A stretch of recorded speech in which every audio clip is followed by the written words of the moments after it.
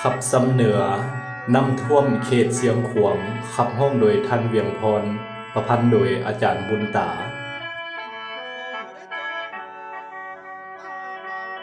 โอ้นอปี2025นี้มีเหตุการณ์เยอะให้แห่งเจ้า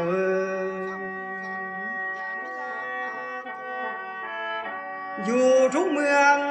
แค่แข่งดินแดนลาวเฮานี่มีน้ำท่วมหลายเขตบ้านเฮือนสานหัวให้เจ้า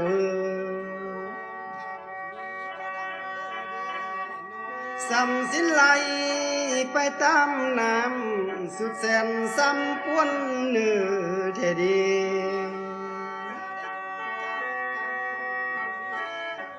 หน้าตกเจอได้เจ้าเห็นเสื้อขาวอ่อนลายนา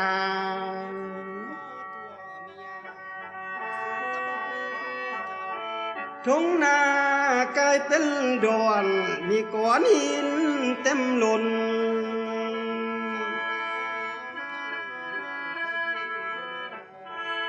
มีผลตม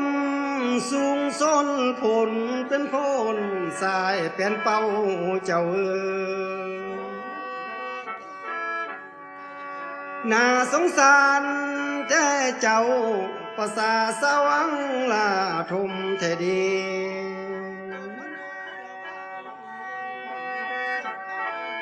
โอ้นอสำสิลเคยสะสมไว้มูลมังเก้าคงแพงนาเคยหักษาปัวแปลงได้ดูแลทุกแรงเศร้ามูลบังเฮาแต่กี่หลายปีมาแต่สมัยกูเจ้าถึกน้ำสู่ไหลก้นเกียงได้สูญเสียงบ่ยังเทนา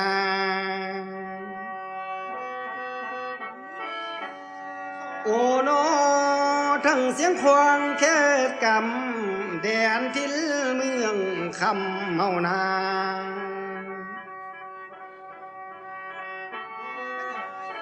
กลายเป็นน้ำทะเลหลวงแม่นาทีเยอะกว่างน้ำไหลนี้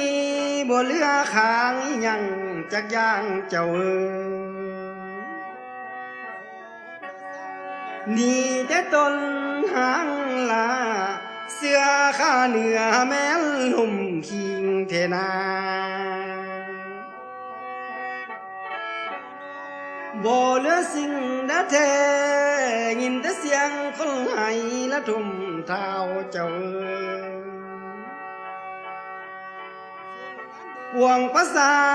บ่มีหยังพวกป่าชีวิตใด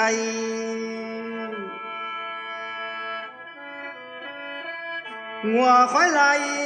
ไปตามน้ำเงินคำสรรพสิ่งเฮานาไหลลิงลงสู่พื้นลงห้วยแม่เสพุนา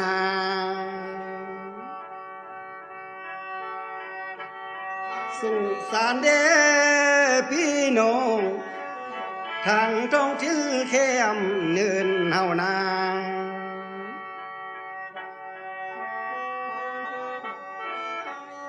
เห็นภาพเปิ้นเสมาหน้าตกเจอเด้อเจ้าบ้านเพียงหงเฮาทางนั้นมันสูญเสียบ่แม่นง่ายเจ้า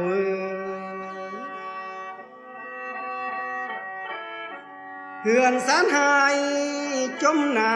ำดำดิ่งพื้นลงห้วยแม่เนินพุนาเพิ่นขอแนะนำที่ตั้งบางทานผู้ฟังนั้นเฮอชื่อเอาได้เนื้อ สะดวกยามเฮาส่งของสวยพี่น้องเด้อเจ้า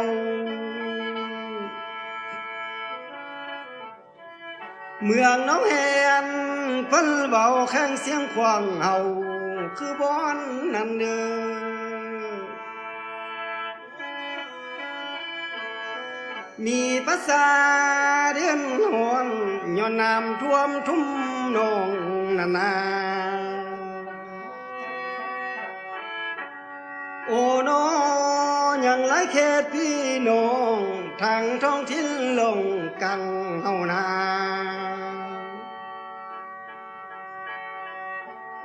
ทางบ้านพ่อเพียงดีได้สูญเสียบ่แม่นน้อยสำสินลอยไหลน้ำแสนละกำเธอเด้อทานเจ้าเอ้ยเป็นตาญาณดินสาไหลน้ำไหลไปทั่วหมู่บ้านเพื่อนสารนั้นเป้เพเทนา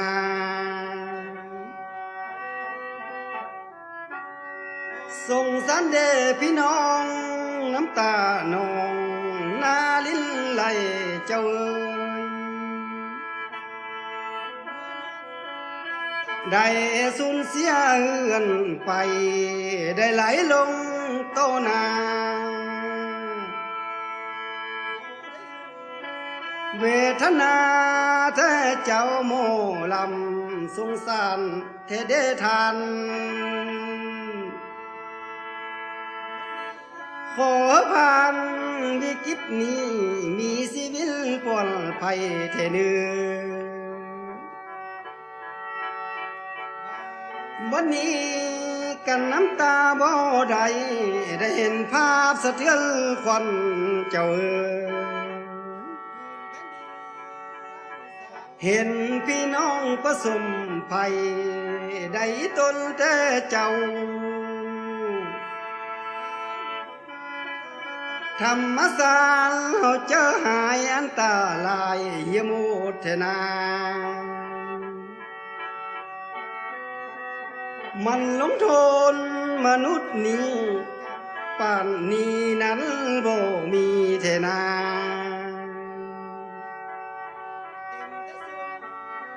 วันนี้ขอพี่และน้องเฮาหยุดทางป่าทำลายเขาสะเดือเศร้าสร้างเขื่อนกินขวางตันแล้วทางกระแสน้ำ